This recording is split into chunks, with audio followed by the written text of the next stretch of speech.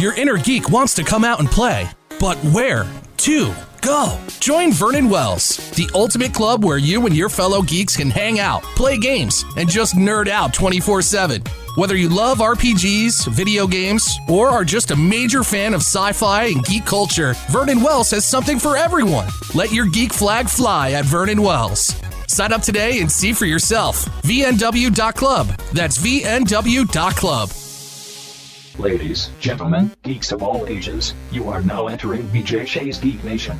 Welcome. Yes, welcome to BJ Shea's Geek Nation. I am the Reverend Fuego. Across from me is Vicky Barcelona. Hello. We've got the show's namesake, BJ Shea. Hi, buddy. And running the boards is still me, because Joey Dees is in Vegas. He's still inebriated. He probably is. Oh, yeah. On today's show, we will talk to Kevin Smith about He-Man. Wait a second. Kevin Smith? The Kevin Smith? The Kevin Smith, not a Kevin Smith. Wow. The Kevin Smith. About the He-Man? About the He-Man. Whoa. Right? We will get a listener email about Legion. Someone might not like you, BJ. Oh, here we go. We will review some board games and, of course, the Geek Sheet with Vicky B. Vicky, how can people get a hold of us? Via our website, BJGN08.com. Blogs, podcasts, and more. But really, if you just search for BJ Shea's Geek Nation on Facebook, Twitter, Instagram, or YouTube, you will find us. And if you want other ways to listen, radio.com and iTunes is a good way. Yeah, exactly. And apps. go ahead and give us a 5-star review and leave us some texts on Apple Podcasts. And if you do, Yeah, we may read some of them, actually. If you leave a nasty one, we might read that, too. I don't know if we're going to do that. Well, maybe just so I can then defeat their argument with my incredibleness. Oh, yeah. Is that how that works? That's how that works. I'm sure it is. Recently, just like last week when we talked with Seth Rogen, on the main radio show, we talked about Seth about Good Boys, which is the movie. And if you don't know, we assume everybody who listens to this podcast is from Seattle, but we host a morning radio show on a rock station in Seattle, Washington. And so because of that, we get access to a lot of celebrities that would call in. And if any of them are halfway geeky, I always make sure to ask them a geeky question really for this podcast. Which I love, it makes my job a lot easier. Kevin Smith, on the other hand, is not halfway geeky. He's all the way in. He's all geeky, and he called in because of the Jay and Silent Bob reboot, which is coming out in October. Very excited for this because they're also doing like a national tour, like they're touring around with it to go watch the movie. You can watch the movie with them, Q&A. Yeah. The sad thing for poor Kevin was, he's there to promote the movie, but like I think a day or two before he starts this radio press tour to promote the movie, they drop the news about what he's going to be doing with Netflix. And of course, everybody wants to know about that. Exactly. And of course, we would be remiss if we didn't ask about it. Yeah. So here's Mr. Kevin Smith talking about He-Man. You are involved in a He-Man animated series possibility, and everybody said, who tweeted us today, if you're talking to Kevin, you got to ask him about He-Man. What the hell's going on with that? Yeah, it's pretty astounding. A couple months back, I met with the folks at Mattel Television, and they were like, "We're working to bring back He-Man and the Masters of the Universe, and do you have an interest?" And I was like, "My lord, yeah, absolutely." I didn't collect the toys. I was at a period where my parents were like, "We spent too much money on Star Wars toys. You're not starting something else." Yeah. But I watched the cartoons all the time. So I was way familiar with the mythology, and I was like, "I'm here." I said, "Look, if you're going to do something, here's a story." This is what I would do. They always ask you what you would do. So I was like, "This is my idea for a story," and they kind of went for it. And they told me that they'd already had Netflix on board, so they had to just go pitch the story to Netflix, which we did, and our exec Teddy was into it and whatnot. So suddenly they were like, "All right, you're in charge." And I was like, "What do you mean?" And they're like, you pick some writers and come up with our scripts and let's do this." And it was shocking. I've never really been in charge of a thing other than my things. I make my stuff, and that's one thing. But suddenly somebody was like, "Here's a bunch of IP, intellectual property of famous characters that everybody knows and have known for 3 decades. Mm-hmm. You and your friends come up with a story and take us back in time," because that's the idea. This is kind of a sequel series to the classic era of Masters of the Universe that everybody knows and loves so well. So the idea was to kind of pick up where the last episode left off. Some people say there was no real continuity in that show. It was just a series of morality tales and whatnot. And they're absolutely right. But there was a little bit of a mythology and a thread that ran throughout all the episodes. If people know those episodes, they'll probably realize what I'm talking about. That never really got resolved. And that kind of is the storyline on which we pivot. I have to be very careful because now I play with somebody else's toys. Yeah. They make you sign a bunch of things about what you can and can't say. Like for years, I've been watching these people working on Marvel movies be like, I can't say nothing, and be like, man, you jerks, why don't you just say something? Then it's not like they're going to fire you, and now I'm in that world where I'm like, I can't say nothing. By the way, you're doing a great job because I thought, man, if Kevin has to be given a gag order in anything, that could be the toughest thing in his life. Oh God, you ain't kidding. It's it's really tough for me, man, because I love to spill. And the really hard thing is like we're in the midst of it right now. Like I just turned in the script for the first episode of tomorrow or Friday. The script for the second episode comes in. So I wrote the one, and then I read the others and tweak if needs be. But I got such a great team of writers, I doubt I'll need to tweak. So we're in the thick of it. So you just want to share details. Like I just want to be like, oh my God, let me tell you what happens. Let me tell you the inciting incident. Let me tell you how the sorceress plays into this. Everything. But you're not going to see it for like a year because we turn in all of our stuff in 3 months, and then it goes to Powerhouse Animation. The folks who are bringing it to life, they do Castlevania right now on Netflix. And then it takes them like a long time to actually produce it. Not like they're lazy. It's just animation takes a minute. So it won't be for a while, like till the end of 2020 or something like that, or the beginning of 2021, that folks will even see it. I'm sure we'll tease out materials in advance. But it's really tough because I just want to tell you every cool thing that I know is about to happen without spoiling it. But it's going to be like a long time. It would be the worst kind of build-up. Using a term from a completely different world, I don't want to give anybody blue, and then I'll put a pause and we'll wait and say other words and then say balls. You know what I'm saying? Blue Skeletors. Dude, I grew up as a huge He-Man fan. I had all the action figures, and I don't know if you could share this. Will the animation be similar to the original, or are we just completely going down a different direction? It's anime style, so if you look at Castlevania, it'll kind of be done in that style. Okay. But all the characters, I mean, we're doing character designs now. Powerhouse has been sending us, how about this? How about this? This is what Stinkor could look like.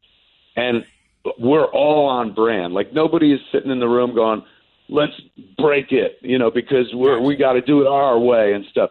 There's a reason these characters have been around for 3 decades. Like, make them look like how they look, but, just kind of make them look new. And I saw anime, and I wasn't sure if that was a typo. So yeah, that they will have a different look, but I mean, I would imagine it's an upgraded. It's going to be a cool look.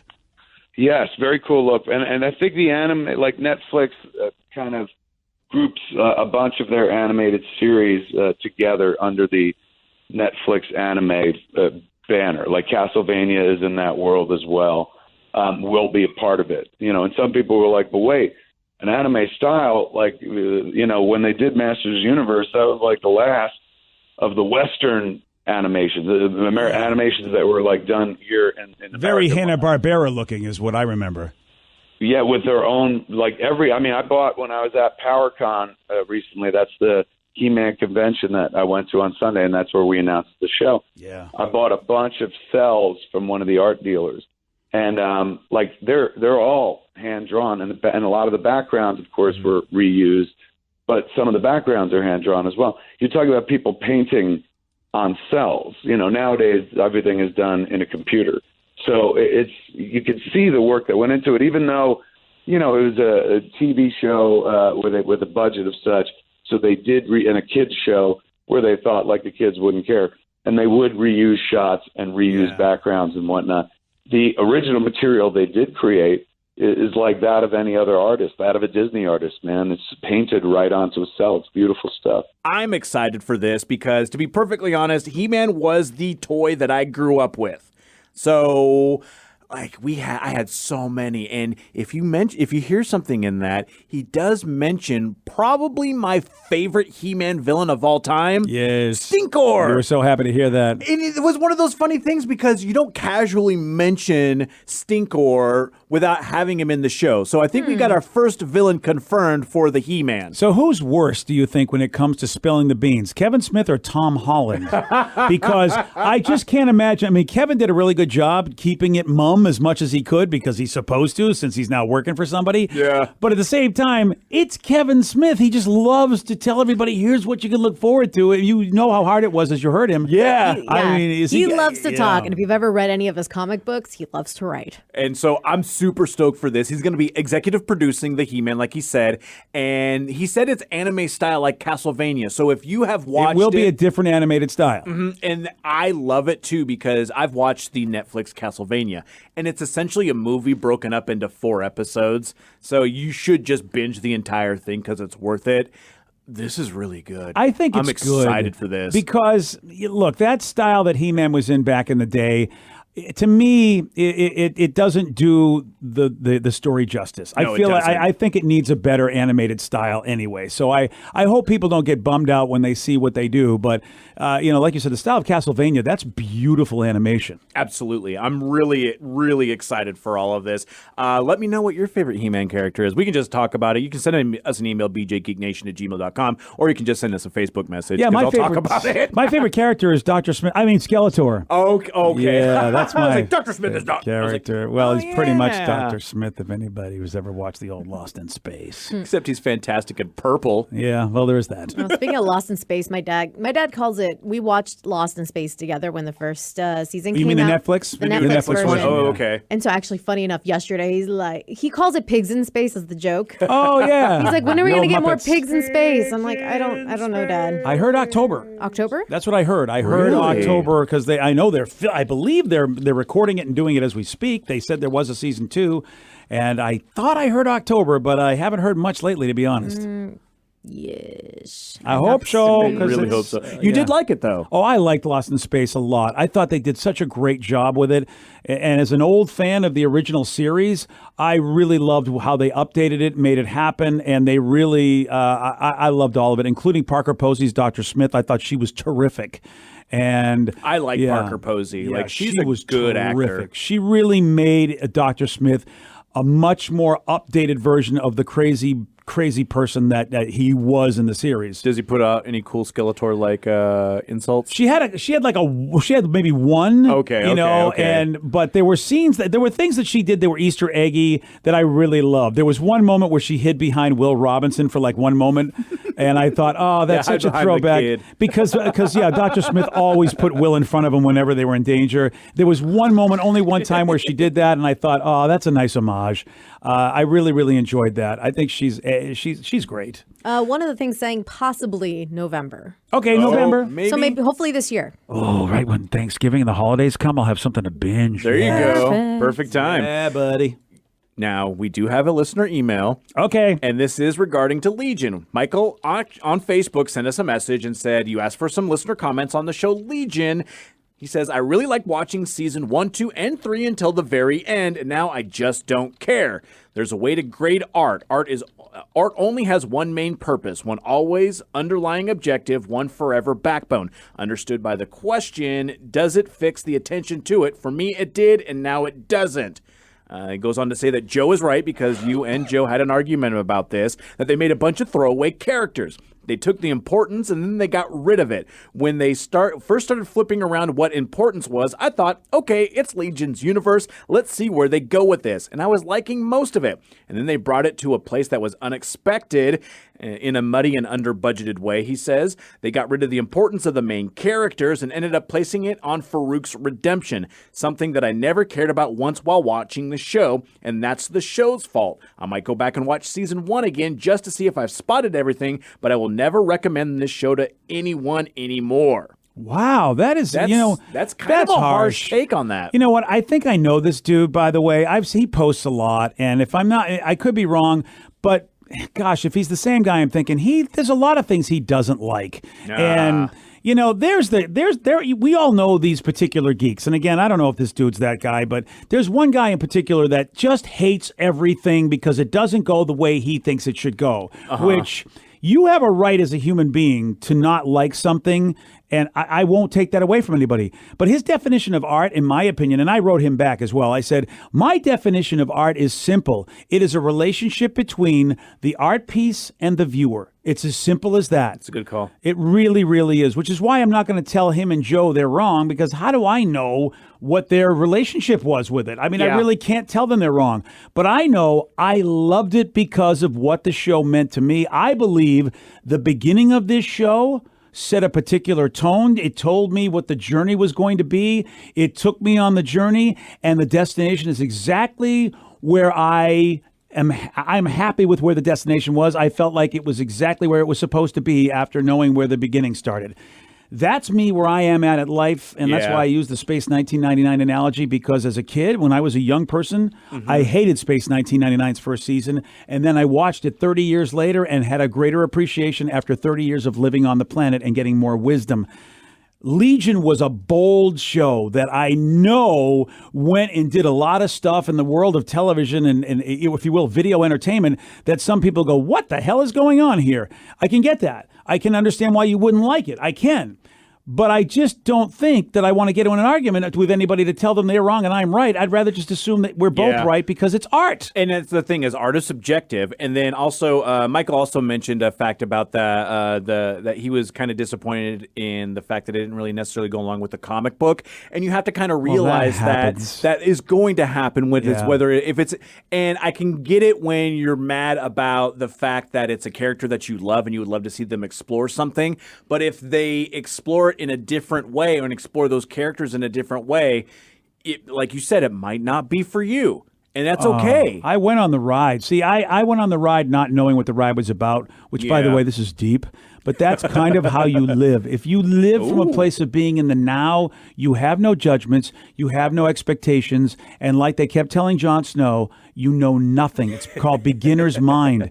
If I can experience life from that standpoint, I am going to appreciate everything, including, which I believe is a beautiful piece of work, and I would recommend it to somebody who I believe could be open to the journey that Legion takes you on. I really loved it. I did. I actually loved the third season better than the first two. Really? Yeah, I really loved the third season. The third season was so compelling to me, and I didn't know where the hell this was going to go, and I just loved how they told this story the whole way through. Loved it. And I'm not going to get into it, but I've been in a lot of therapy, and I think because I've been in all the therapy going through my own journey, I totally related to David, and I also totally related to Farouk. Okay, I really loved where they went with those, and I cared about Farouk. I actually did. And the only person I would say I wasn't really caring about was Switch and her father, because they were relatively new. Yeah. But I gave the show a break because I realized we needed that in order to take me on the final journey for Farouk and David. But again, I can see how it's not your thing, and I'm not going to fault you for it because, again, it's art. You get to not like art. Exactly. And it's one of the things I'm going to bring up all the time is like if, like Joey said, if you don't like something and it doesn't resonate with you, even if you're in the season 3 of the final season, you can always just stop watching. Yeah, it's not like Krypton, where we all can agree what the hell happened to season 2. See, my favorite thing right now with that is also, I say that about Joe, but I also told Joe that even though they canceled Krypton, that he needs to finish this season so he can talk about it on the show. I had 6 episodes in the hopper. I deleted them. Then I said, so Joe, what am I missing? He told me one storyline that I was ready. I was like, oh my gosh, I would jump off a cliff. I'm such a jerk. I'm making him do the book report on something that he hates. I love it. You know what? I love it because, and good. Look, I know people can like that. Yeah. But that show I love the first season, and then second season I was just disappointed in. And that's why it's canceled. Yeah. Well, I mean, I just imagine. It's tough because when you release a show, what is also on really has a big impact on whether you like a show or not. Totally, yeah. And I have to tell you, season 1 of Krypton, there was no The Boys. I was not watching Killing Eve. I wasn't exposed to Phoebe Waller-Bridge, who I think perhaps might be the greatest young writer-actor that we have out today. Really? She was, of course, the voice of Lando's droid in Rogue One.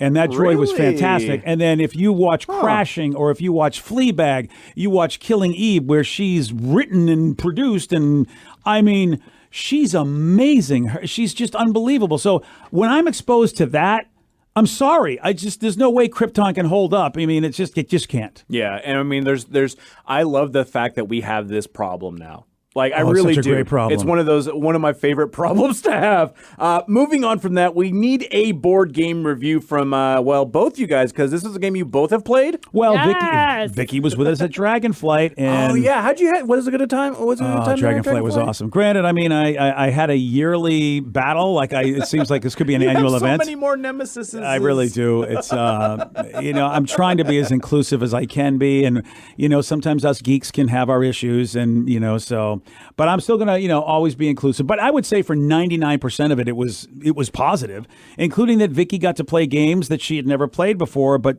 our buddy Josh from the Board Game Alliance and the Omega Gamers, he really is a good judge of people and says, I bring these games because I want to be inclusive. And he knew Vicky was going to be there. He's the game whisperer. He really is. And, Vicky And he sometimes doesn't push it on you. No. That's the thing with That's him, cool. too. He's very much like, let's give this a try. And if you guys listen to the Board Game Alliance, you can tell he's a very chill person. Yeah. He is very much BJ's opposite. It's good that he's with me. Not nemesis, this literal polar opposite. And not in a bad way. And we've become best buddies, and the yin and yang know, relationship is really good because we balance he knows each how other to handle out. you. Yeah, he does, and I also know how to. I think I know how to put some spark into him as well.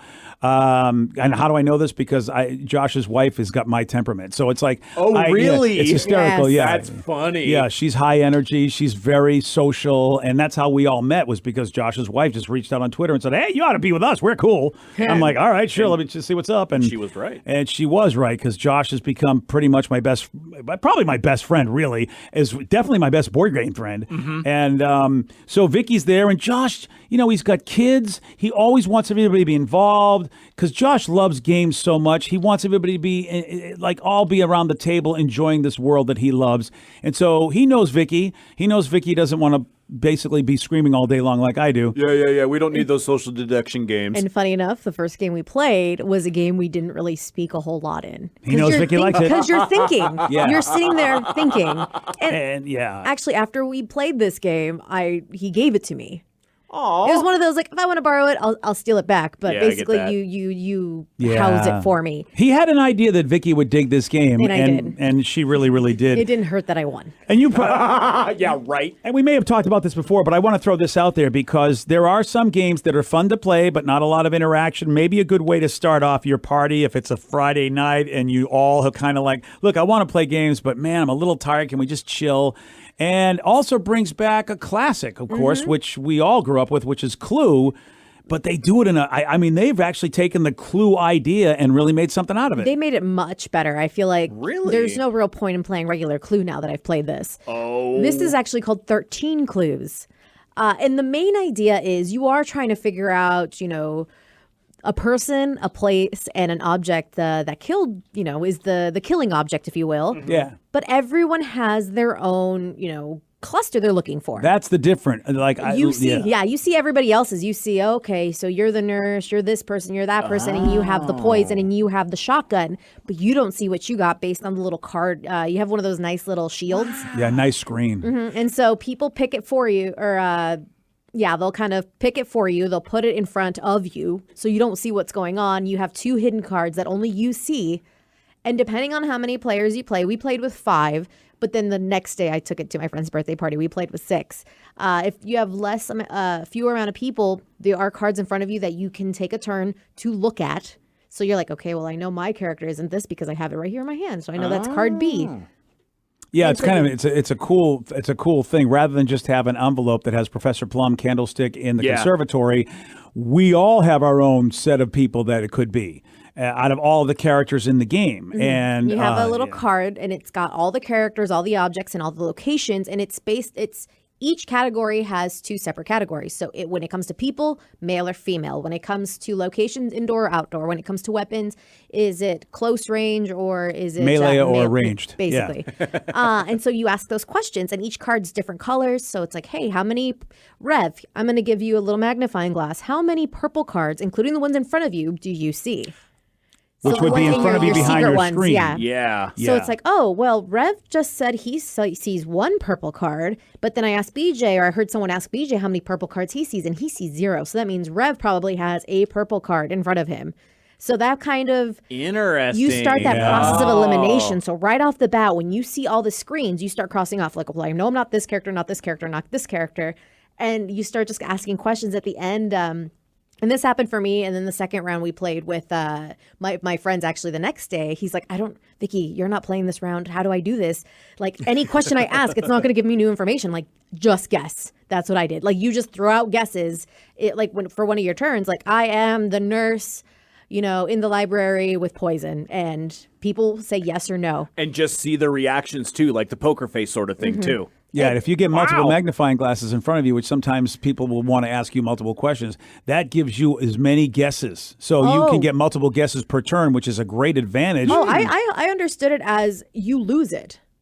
No. I thought that's what we played it with. No. I should say guesses. You get multiple questions. Questions. Yeah, Because let's say you have 2 magnifying glasses. So everyone starts off with 1. You will always have a magnifying glass on your turn. But sometimes, let's say people keep asking BJ questions. So he can end up with 3 magnifying glasses, which him getting asked questions doesn't help him because he already knows that information.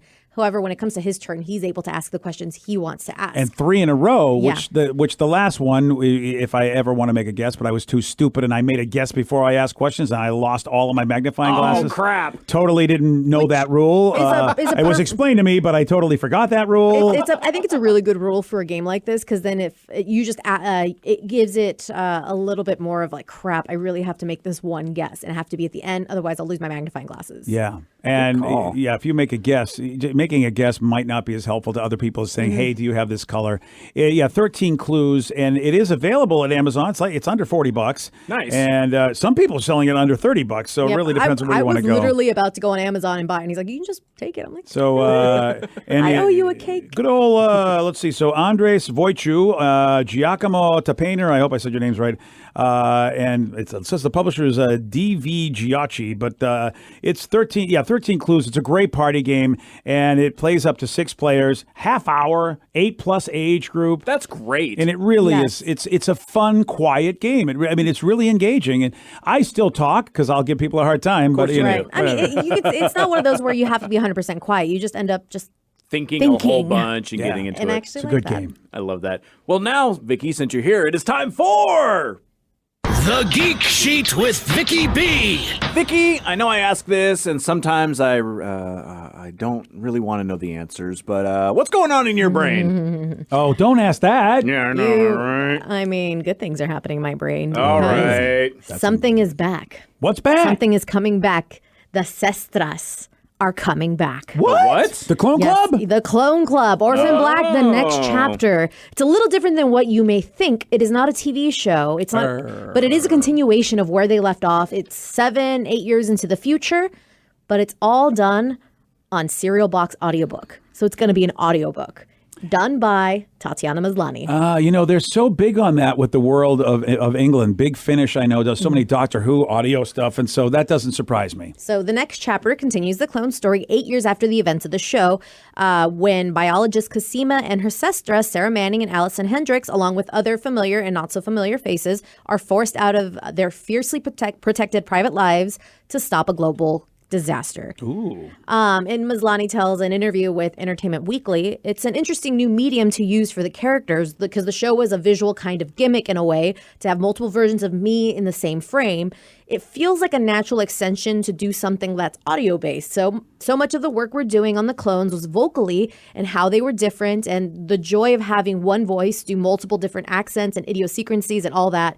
It made sense to me to extend the story through the audio world. I don't think this would work had we not had many seasons of the show first. And and being a person that, I made audio my whole career, I did notice that. From an audio standpoint, it wasn't just like I dressed different, looked different, but Tatiana did such a great job with the tone, the pacing, the cadence. Yeah, she embodied the characters. I'd forget it was really one person. Yeah, she did a great job with that. And that's a lot of fun. Are you going to do it? Are you going to get it? Oh, probably. It's, I think, $10 for the whole season, if you will. I think it'll that's drop in nothing. September. It says, according to Maslany, fans can expect to meet new clones, even badder bad guys, and a lot of surprises around every corner when the first episode drops in September. Nice. And they actually dropped like a little exclusive clip. Nakashima Niehaus, you're one of them, aren't you? Oh my God. Oh my God. You have to understand. I didn't know. I didn't realize. He was backing away from her now, trying to get behind the desk. Vivi tried to suck in breath. What was he talking about? One of them. Sturgis babbled on. You really look just like her. I suppose that makes sense. He giggled in a truly terrifying way, and Vivi closed the distance until she was in reach of him. Incredible. Just incredible. Sturgis raised a hand as if to touch her hair, and Vivi kicked him. She struck him hard, just above the knee, and he doubled over in pain, which gave her a chance to put him in a submission hold. Whatever was going on here, she had to know. What are you talking about? What makes sense? Who is Niehaus? So if in this, you can tell that this is we're introduced to a new clone named Vivi Valdez. So she is an unaware clone, which has kind of been a reoccurring theme throughout the series. You know, clones who don't realize they're actually clones or who they are. Not until they meet Sarah. But apparently, according to Maslany, she said she grew up with a sense that there were other girls who looked like her, and she thought they were her imaginary friends.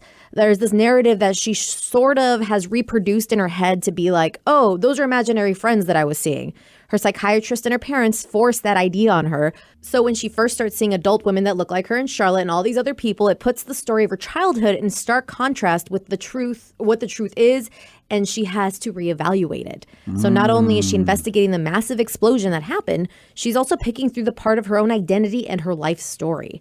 So if you can definitely get the Cereal Box app through your Google Play Store And or it's iTunes. SERIAL, not like cereal eating for cereal. breakfast. Yeah. Like a serial adventure. The first episode will drop September 12th with a new episode following each week. And after just a heads up, after episode 5, there will be a mid-season hiatus, and the remaining episodes will be released starting in October. All right. This is an interesting take on what they will do a lot of the times when a TV show goes away. I've seen a lot of that with like Buffy the Vampire Slayer, but they went to comics as opposed to a serial audio. Yeah. But it's still, it's kind of a neat way to continue it on, even if they're not getting the TV stuff. And a minimal, commitment from the actors or actresses that want to go on and do other things. They still can do this. And then we can be happy. And I mean, I think it's awesome in a series like this because it is Maslany doing it, and she's so good at all the different accents and voices that it's going to feel like we're actually watching the show. That's fun. That's a lot of fun on that one. So definitely, you guys, if you guys have, by the way, Cereal Box has a lot of exclusive books and stuff that you can read and listen to. Ooh. So do check it out. You can just buy the whatever series you want. I saw some really cool ones, including one called Dead Air. Oh. Somebody on the radio. What? Interesting. Cool. Yeah, I have to check that out. Yeah. And until next time, guys, stay nerdy.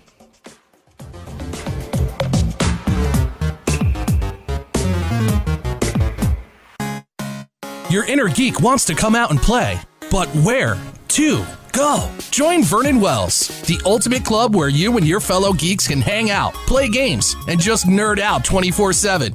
Whether you love RPGs, video games, or are just a major fan of sci-fi and geek culture, Vernon Wells has something for everyone. Let your geek flag fly at Vernon Wells. Sign up today and see for yourself. VN